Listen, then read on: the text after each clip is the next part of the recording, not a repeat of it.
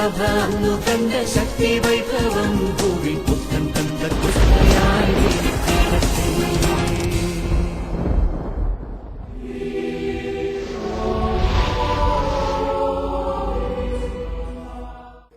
ഈശോയിൽ എനിക്ക് ഏറ്റവും വാത്സല്യമുള്ള എൻ്റെ സഹോദരി സഹോദരങ്ങളെ, നമ്മൾ ക്രിസ്മസ് കാലഘട്ടത്തിലാണ്. സർവ്വലോകത്തിനും സന്തോഷമായിട്ടുള്ള സത്വാർത്ത നിങ്ങൾക്കായി ഇതാ ഒരു രക്ഷകൻ ബേത്ലഹേമിൽ പിറന്നിരിക്കുന്നു. പിള്ളക്കച്ചകളിൽ പൊതിഞ്ഞ ആ ദിവ്യ ശിശു, അവനാണ് നിങ്ങളുടെ രക്ഷകൻ. ക്രിസ്മസ് കണ്ടെടുക്കാൻ മാലാഖമാരെ ഇടയന്മാർക്ക് നൽകിയ അടയാളം പിള്ളക്കച്ചകളിൽ പൊതിഞ്ഞ ശിശു, അവനാണ് രക്ഷകൻ. സഹോദരങ്ങളെ, ഈ ക്രിസ്മസ് കാലഘട്ടത്തിലെ എവിടെയൊക്കെ പിള്ളക്കച്ചകൾ കാണുന്നുണ്ടോ അവിടെയെല്ലാം ക്രിസ്മസ് ഉണ്ടെന്ന് തിരിച്ചറിയുക. ക്രിസ്മസ് വലിയ സന്തോഷത്തിൻ്റെ ഒരു തിരുനാളാണ്. പക്ഷെ ചിലപ്പോഴൊക്കെ ഈ സന്തോഷം സ്വാർത്ഥ മോഹങ്ങളും ആഘോഷങ്ങളും ആയിട്ട് മാറാറുണ്ട്. ക്രിസ്മസ് ഒരു സ്വകാര്യമായ ആഘോഷമല്ല, അത് മാനവരാശിക്ക് മുഴുവൻ സന്തോഷം നൽകുന്ന സദ്വാർത്തയും സന്തോഷവുമാണ്.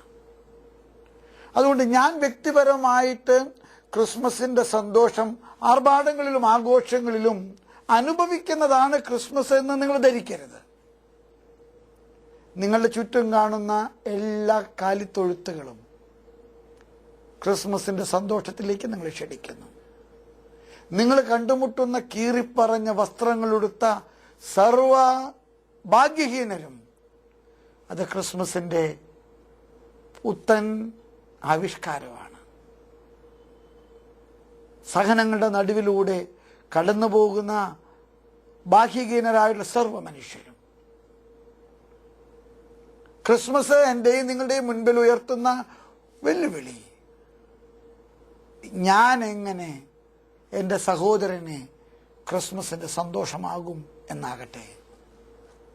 എനിക്കുള്ള നന്മകൾ, എനിക്ക് ദൈവം നൽകിയ സമ്പത്ത്, ആരോഗ്യം, അറിവ്, കഴിവ്, സിദ്ധികൾ, സാമർഥ്യങ്ങൾ, ഇതെല്ലാം എൻ്റെ സഹോദരന് സന്തോഷം നൽകുന്ന വിധത്തിലെ മുറിച്ച് പങ്കിടാൻ എനിക്കെങ്ങനെ കഴിയുമെന്ന് നമ്മൾ ചിന്തിക്കണം. നമുക്ക് ആ അർത്ഥത്തിലെ ക്രിസ്മസിൻ്റെ സന്തോഷം അതിൻ്റെ പൂർണ്ണതയിൽ അനുഭവിക്കാൻ പ്രാർത്ഥിക്കാം. ഞാനും നിങ്ങളും സർവ്വലോകർക്കും സന്തോഷം നൽകുന്ന സദ്വാർത്തയുടെ ക്രിസ്മസ് ആയിത്തീരാൻ ദൈവം നിങ്ങളെ അനുഗ്രഹിക്കട്ടെ. നിങ്ങൾക്കും നിങ്ങളുടെ കുടുംബങ്ങൾക്കും നിങ്ങളുടെ സർവ്വനിയോഗങ്ങൾക്കും നിങ്ങളുടെ ആവശ്യങ്ങൾക്കും നിങ്ങളുടെ സർവ്വ അർത്ഥനകൾക്കും ഈ ക്രിസ്മസിലെ ദൈവം കരം തന്ന് അനുഗ്രഹിക്കട്ടെ എന്ന് ഞാൻ ആശംസിക്കുന്നു. എല്ലാവർക്കും ക്രിസ്മസിൻ്റെ നന്മയും ദൈവാനുഗ്രഹവും ഞാൻ പ്രാർത്ഥനാപൂർവം ആശംസിക്കുന്നു. Happy Christmas.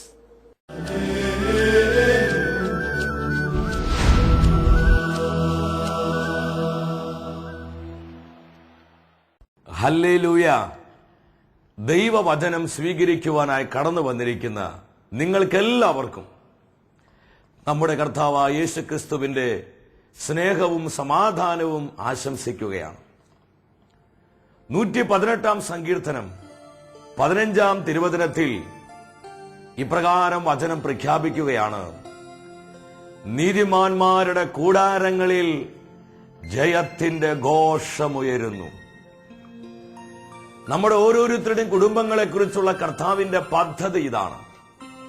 നമ്മുടെ കുടുംബ അന്തരീക്ഷത്തിൽ സ്നേഹത്തിന്റെ ഘോഷമുയരുവാൻ, ആനന്ദത്തിന്റെ ഘോഷമുയരുവാൻ കർത്താവ് അതിയായി ആഗ്രഹിക്കുന്നു.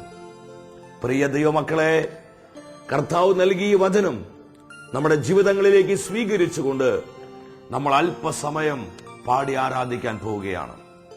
ഇത് ദൈവകൃപയുടെ സമയമാണ്.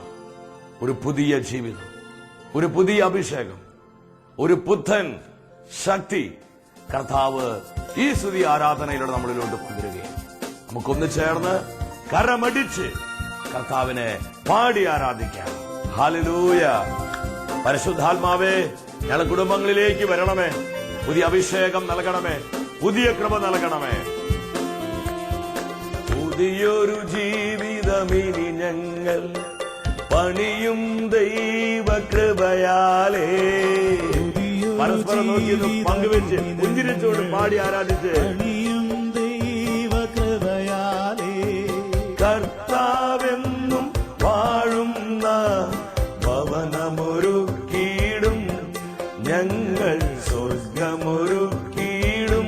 കർത്താവെന്നും വാഴുന്ന നമ്മുടെ കുടുംബങ്ങളിൽ കർത്താവ് വസിക്കണ്ടേ, നമ്മുടെ കുടുംബങ്ങളിൽ കർത്താവ് പണിയണ്ടേ. ആ ബോധ്യത്തോടെ എല്ലാവരും ഇരുവശങ്ങളിലേക്കും കരമടിച്ചു പാടുന്നു.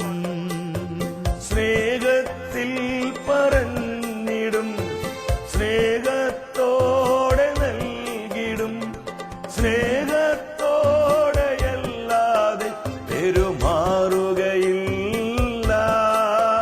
പാടി സ്നേഹത്തിൽ പറഞ്ഞിടും, എല്ലാവരും ഒരുമിച്ച് ഈ ഒരു അഭിഷേകം നമ്മുടെ കുടുംബം സ്വീകരിക്കട്ടെ. സ്നേഹത്തോടെയല്ലാതെ പെരുമാറുക. എത്ര പേര് ആ തീരുമാനമെടുക്കുന്നു? കരം ഉയർത്തിയടിച്ചു പാടാം.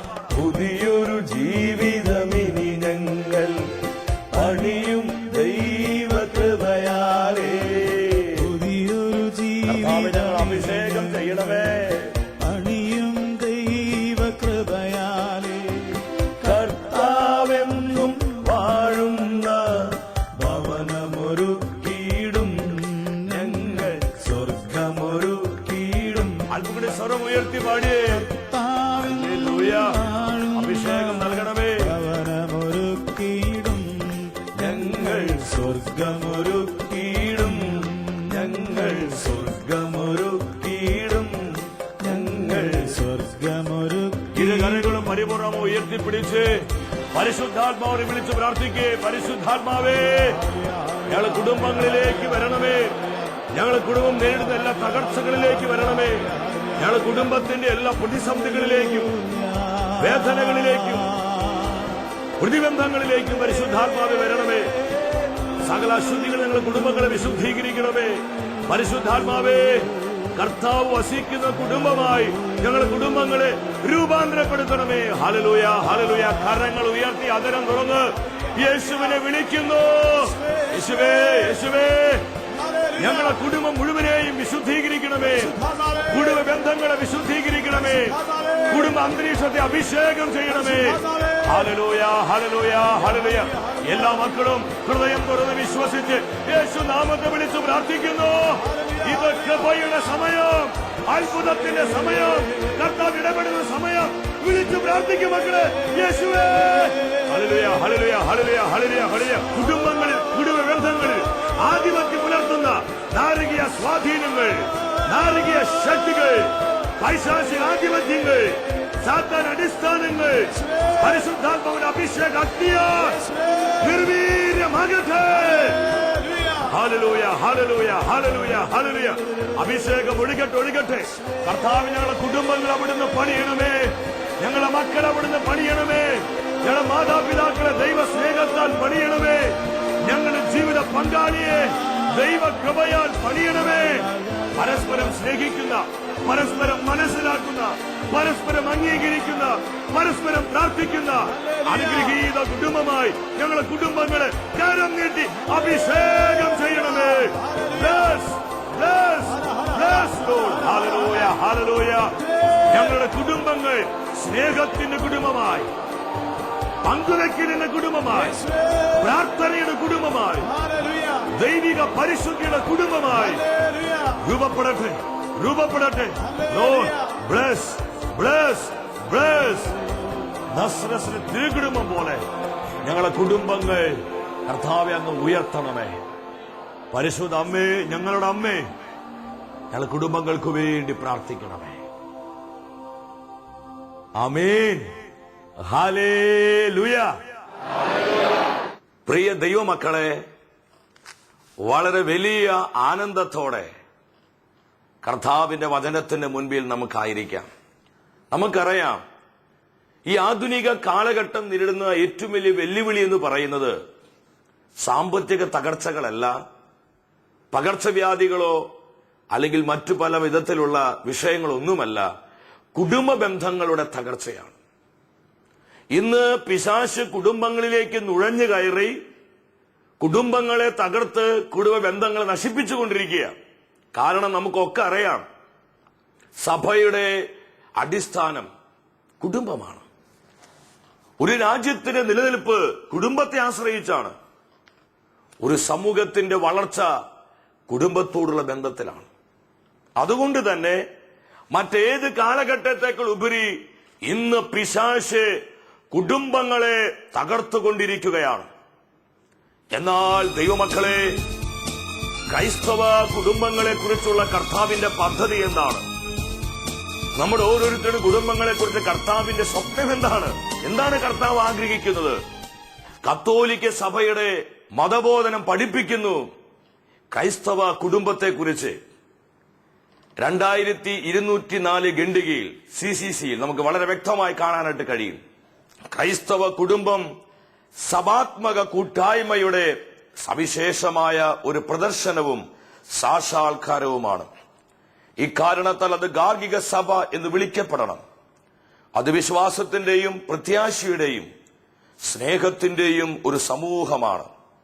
പുതിയ നിയമത്തിൽ വ്യക്തമായി കാണുന്നത് പോലെ അതിന് സഭയിൽ അതുല്യമായ ഒരു സ്ഥാനമുണ്ട്. തിരുസഭ ഓരോ കുടുംബങ്ങളെയും വളരെ വലിയ പ്രതീക്ഷയോടെയാണ് നോക്കിക്കാണുന്നത്. കർത്താവ് ഇത് തന്നെയാണ് ആഗ്രഹിക്കുന്നത്.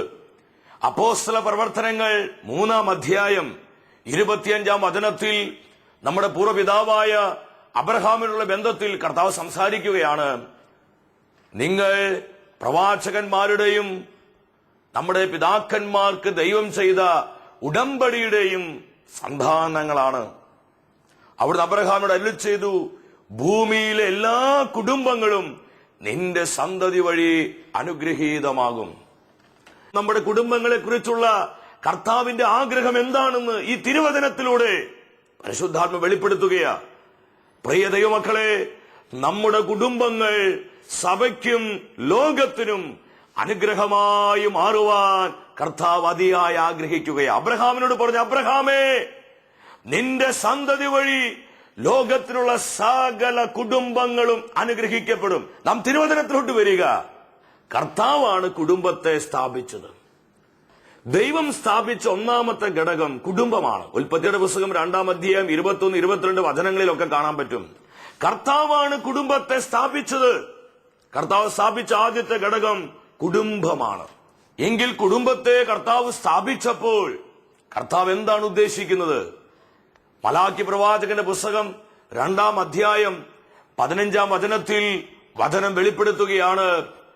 ഏക ശരീരവും ഏകാത്മാവുമായിട്ടല്ലേ ദൈവം നിങ്ങളെ സൃഷ്ടിച്ചത്?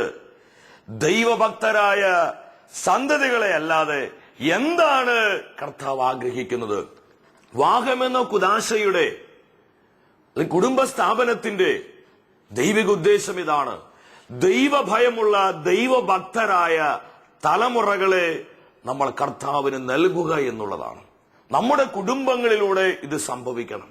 ഇന്ന് ലോകത്തിൽ പ്രധാനമായും 4 തരത്തിലുള്ള കുടുംബങ്ങൾ നമുക്ക് കാണാൻ പറ്റും. നമ്മുടെ എല്ലാവരുടെയും കുടുംബങ്ങൾ ഇതിൽ ഏതെങ്കിലും ഒന്നിൽ പെടും, അത് ഉറപ്പാണ്.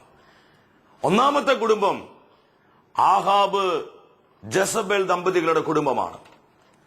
രാജാക്കന്മാരുടെ 1-ാം പുസ്തകം 16-ാം അധ്യായം മുതൽ 22-ാം അധ്യായം വരെ നമ്മൾ എടുത്ത് പഠിക്കുമ്പോൾ ആഹാബിന്റെ കുടുംബത്തിന്റെ പ്രത്യേകത കാണാൻ പറ്റും. എന്താണ് ആഹാബ് ജസബേൽ ദമ്പതികളുടെ കുടുംബത്തിന്റെ പ്രത്യേകത? ഇന്ന് ഈ ലോകം എന്തൊക്കെ സ്വപ്നം കാണാൻ കൊതിക്കുന്നുവോ അതെല്ലാം അവർക്ക് സ്വന്തമായിട്ടുണ്ടായിരുന്നു. സമ്പത്തും സ്വാധീനവും ആൾബലവും എല്ലാം അവർക്ക് സ്വന്തമായിരുന്നു. എന്നാൽ അവരുടെ ഭവനത്തിൽ കർത്താവ് മാത്രമില്ലായിരുന്നു. ദൈവത്തെ മാറ്റി നിർത്തിയ കുടുംബം, ദൈവത്തെ തള്ളിക്കളഞ്ഞ കുടുംബം, ഇതായിരുന്നു ആഹാബിന്റെ കുടുംബത്തിന്റെ പ്രത്യേകത. രണ്ടാമത്തെ കുടുംബമുണ്ട്. നാബാൽ അബിഗായിൽ ദമ്പതികളുടെ കുടുംബം. സാമുവേൽ പ്രവാചകൻ 1-ാം പുസ്തകം 25-ാം അധ്യായം നമുക്കിത് കാണാൻ പറ്റും. ആഹാബിന്റെ കുടുംബത്തിന്റെ പ്രത്യേകത, അവർ ഭാര്യയും ഭർത്താവും ഒരുപോലെ ദൈവനിഷേധികളായിരുന്നു, കർത്താവിനെ തള്ളിക്കളഞ്ഞവരായിരുന്നു. എന്നാൽ നാബാലിന്റെ കുടുംബത്തിന്റെ പ്രത്യേകത, ഒരു വശം നല്ല സ്ട്രോങ് ആണ്. അബിഗായിൽ അവൾ വളരെ ദൈവഭയമുള്ളവളും ദൈവത്തോട് വിശ്വസ്ത പുലർത്തിയവളുമായിരുന്നു. ഒരു ഭാര്യ എന്ന നിലയിൽ, ഒരു അമ്മ എന്ന നിലയിൽ വളരെ അനുഗ്രഹിക്കപ്പെട്ട ഒരു സ്ത്രീ ആയിരുന്നു അബിഗായിൽ. ഇന്ന് അനേകം കുടുംബങ്ങളുടെ നിലനിൽപ്പ് തന്നെ ഇതുപോലെ പല സഹോദരിമാരുടെ കണ്ണുനീര് കൊണ്ട പ്രാർത്ഥന കൊണ്ടാണ്. പല സഹോദരന്മാരും അത് വളരെ തുറവിയോടെ സാക്ഷ്യപ്പെടുത്തിയിട്ടുണ്ട്. എന്റെ ഭാര്യയുടെ പ്രാർത്ഥനയാണ് എന്റെ ജീവിതത്തെ രൂപാന്തരപ്പെടുത്തിയത്. എന്നാൽ നാബാൽ വളരെ ദുഷ്കർമ്മിയായിരുന്നു, ദുഷ്ടനായൊരു മനുഷ്യനായിരുന്നു. ഭാര്യ ദൈവഭയമുള്ളവള്, എന്നാൽ ഭർത്താവ് ദുഷ്ടനും ദൈവത്തെ തള്ളിക്കളഞ്ഞ ഒരു മനുഷ്യനായിരുന്നു. ഇത് രണ്ടാമത്തെ ഒരു കുടുംബമാണ്. മൂന്നാമത്തെ ഒരു കുടുംബം നമുക്ക് കാണാൻ പറ്റും, അത് ജോബിന്റെ കുടുംബമാണ്. നാബാലിന്റെ കുടുംബത്തിൽ ഭാര്യ ദൈവഭയമുള്ളവളാണെങ്കിൽ ജോബിന്റെ കുടുംബത്തിലോട്ട് വരുമ്പോൾ നേരെ തിരിച്ചാണ്. ഒരു ഭർത്താവ് എന്ന നിലയിൽ, ഒരു അപ്പൻ എന്ന നിലയിൽ ജോബ് ദൈവഭയമുള്ളവനായിരുന്നു, കർത്താവിനോട് വിശ്വാസം പുലർത്തിയവനായിരുന്നു. എന്നാൽ ജോബിന്റെ ഭാര്യ ദൈവത്തെ നിഷേധിച്ചവളായിരുന്നു. അവൾക്ക് ദൈവത്തോട് ഭയമുണ്ടായിരുന്നില്ല, അവൾ ദൈവത്തെ സ്നേഹിച്ചിരുന്നില്ല. ജോബിന്റെ പുസ്തകം 2:9 പറയുന്നുണ്ട്, തന്റെ ഭർത്താവായ ജോബിനെ നോക്കി അവൾ പറയാണ്, ഹേ മനുഷ്യ, താൻ ഇനിയും ദൈവത്തോട് പ്രാർത്ഥിക്കുകയാണോ? ദൈവത്തെ ശപിച്ചിട്ട് തനിക്ക് മരിച്ചുകൂടെ എന്ന് പറഞ്ഞ് അവൾ ദൈവപ്രവൃത്തി നിഷേധിക്കുകയാണ്, തന്റെ ഭർത്താവിനെ അവഹേളിക്കുകയാണ്. എന്നാൽ ഈ 3 കുടുംബങ്ങളിൽ നിന്ന് വ്യത്യസ്തമായി മറ്റൊരു കുടുംബത്തെ വിശുദ്ധ വചനം നമുക്ക് വെളിപ്പെടുത്തി തരികയാണ്. ആ കുടുംബമാണ് എലിസബത്ത് സക്രിയ ദമ്പതികളുടെ കുടുംബം. ഇന്ന് നമ്മൾ വചനത്തിൽ ധ്യാനിക്കുന്നത് അതിന്റെ 1-ാമത്തെ പ്രത്യേകതയാണ്. വിശുദ്ധ ലൂക്കാസ് എഴുതിയ സുവിശേഷം 1-ാം അധ്യായം 6-ാം വചനത്തിൽ നമുക്കത് കാണാൻ പറ്റും.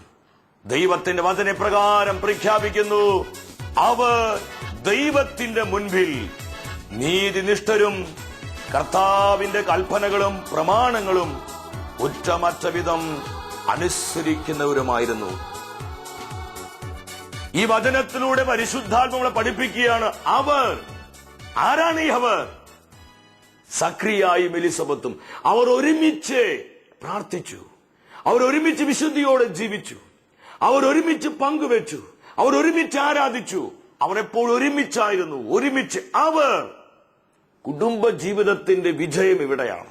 ദൈവഭയമുള്ള കുടുംബമാണ് ഇവിടെ എന്നുള്ളതിന്റെ 2 തെളിവുകൾ ഇവിടെ വചനം പറയുന്നുണ്ട്. ഒന്ന്, അവർ കർത്താവിന്റെ മുൻപിൽ നീതിനിഷ്ഠരായി ജീവിച്ചു, വിശുദ്ധിയോടെ ജീവിച്ചു. 2, കർത്താവിന്റെ വചനങ്ങളെ കുറ്റമറ്റ വിധം അനുസരിച്ചു.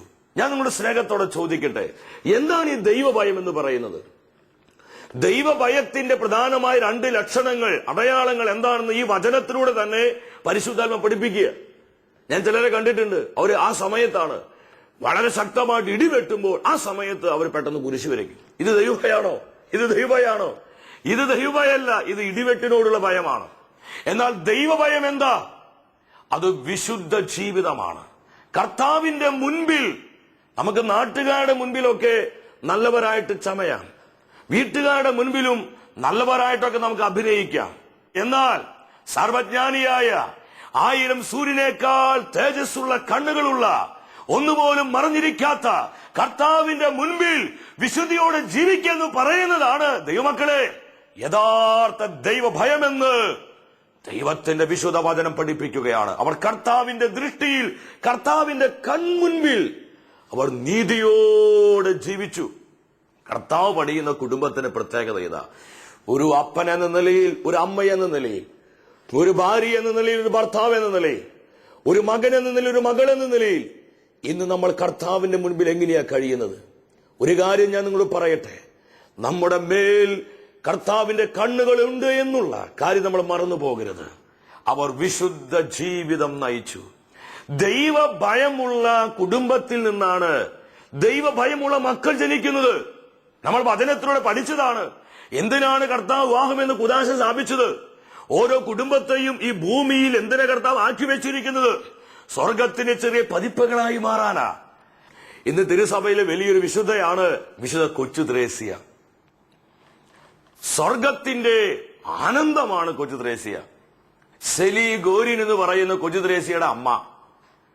ലൂയി മാർട്ടിൻ എന്ന് പറയുന്ന കൊച്ചുദേശിയുടെ അപ്പൻ. ഇവർ മാതാപിതാക്കൾ എന്ന നിലയിൽ വളരെ ദൈവഭയമുള്ളവരായിരുന്നു. ഈ ദമ്പതികൾക്ക് 5 പെൺമക്കളെ കർത്താവ് ദാനമായിട്ട് നൽകുകയാണ്. ഈ 5 പെൺമക്കളും അവരുടെ ജീവിതം പൂർണ്ണമായും കർത്താവിന് സമർപ്പിച്ചു. അതിൽ അവസാനത്തെ മകളാണ് കൊച്ചു ത്രേസ്യ. അവൾ വലിയൊരു വിശുദ്ധയായിട്ട് മാറി. എന്തുകൊണ്ടാണ് ഇതുപോലത്തെ വിശുദ്ധരെ സഭയ്ക്ക് കിട്ടിയത്? ഈ മാതാപിതാക്കളുടെ ദൈവഭയമാണ്. വചനത്തിലൂടെ പരിശുദ്ധാത്മ വെളിപ്പെടുത്തുന്നു, എലിസബത്ത് സക്രിയ ദമ്പതികൾ ദൈവഭയമുള്ളവരായിരുന്നു. അവർ ദൈവത്തിന് മുമ്പിൽ വിശുദ്ധിയോടെ ജീവിച്ചു. രണ്ടാമത് വചനം പറയുകയാണ്, അവർ കർത്താവിന്റെ കൽപ്പനകൾ കുറ്റമറ്റ വിധം അനുസരിക്കുന്നവരായിരുന്നു. ദൈവഭയത്തിന്റെ രണ്ടാമത്തെ ഒരു അടയാളമാണ് അവർ എന്ത് വില കൊടുത്തും കർത്താവിന്റെ വചനത്തെ അനുസരിക്കും. യോഹന്നാന്റെ 1-ാമത്തെ ലേഖനം 5:3 പറയുന്നുണ്ട്, ദൈവത്തെ സ്നേഹിക്കുക എന്ന് പറഞ്ഞാൽ, ദൈവത്തെ ഭയപ്പെടുക എന്ന് പറഞ്ഞാൽ അവിടുത്തെ കൽപ്പനകൾ അനുസരിക്കുക എന്നതാണ് അർത്ഥം. പ്രിയ ദൈവമക്കളെ, നമ്മുടെ കുടുംബങ്ങളെ കർത്താവ് പണിയട്ടെ. നമ്മുടെ കുടുംബങ്ങൾ കർത്താവ് വസിക്കുന്ന കുടുംബങ്ങളായി മാറട്ടെ. ദൈവഭയത്തിന്റെ കുടുംബങ്ങളായി മാറണം. സക്രിയ എലിസബത്ത് ദമ്പതികളെ പോലെ ഭാര്യയും ഭർത്താവും മാതാപിതാക്കളും മക്കളും ഒരുമിച്ച് ദൈവത്തെ അനുസരിച്ച് ദൈവത്തിന്റെ പരിശുദ്ധിയിൽ ജീവിക്കുന്ന മാതൃകാ കുടുംബങ്ങളായി നമ്മുടെ കുടുംബങ്ങൾ തീരട്ടെ എന്നോട് ഒരിക്കൽ കൂടെ ചോദിക്കുകയാണ്, നമ്മുടെ കുടുംബങ്ങൾ ഇത് ഏതിലാണ്? ആഹാബിന്റെ കുടുംബമാണോ? നാബാലിന്റെ കുടുംബമാണോ? അതോ ജോബിന്റെ കുടുംബമാണോ? അതോ സക്രിയ എലിസബത്ത് ദമ്പതികളുടെ കുടുംബത്തിലാണോ? നമ്മൾ ഇതിൽ ഏതിലപ്പെടുന്നത്? സ്വയം പരിശോധിക്കുക, ഏറ്റുപറയുക, കർത്താവ് നൽകുന്ന വചനത്തെ സ്വീകരിക്കുക. നിങ്ങളുടെ വ്യക്തിപരമായ നിയോഗങ്ങളെയും കുടുംബത്തെയും ദൈവം സമൃദ്ധമായി അനുഗ്രഹിക്കട്ടെ.